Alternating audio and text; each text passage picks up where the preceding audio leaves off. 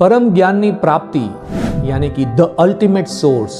જ્યારે સાગર મળે ત્યારે કૂવો શું કામનો? શું આપણે જીવનમાં નાની નાની પ્રાપ્તિઓ પાછળ દોડી રહ્યા છીએ?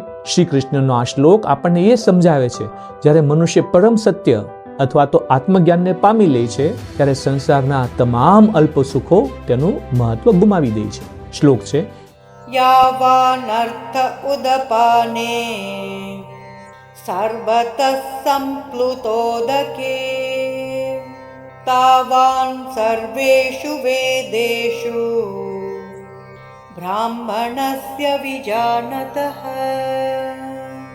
અધ્યાય 2 શ્લોક 46 શ્રી કૃષ્ણ એવું કહે છે, બધી બાજુએથી જળ ભરેલા વિશાળ જળાશયની પ્રાપ્તિ થયા પછી મનુષ્યને નાના જળાશયનું જેટલું પ્રયોજન રહે છે, પરબ્રહ્મને તત્વથી જાણનારા જ્ઞાની માટે વેદોમાં તેટલું જ પ્રયોજન રહે છે.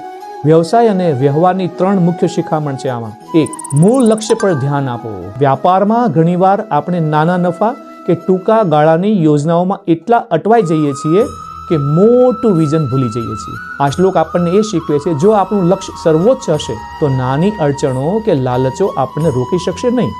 2, જ્ઞાનની પૂર્ણતા. જે વ્યક્તિ પોતાનું ક્ષેત્રનું સંપૂર્ણ જ્ઞાન ધરાવે છે તેને બહારના નાના મોટા પ્રલોભનો આકર્ષી શકતા નથી. વ્યવહારમાં જ્યારે આપણે ખબર જ હોય કે આપણે સાચા માર્ગે છીએ ત્યારે લોકનિંદા કે પ્રશંસાનું મહત્વ ગૌણ બની જાય છે. 3, સાધનો અને સાધ્યનો ભેદ.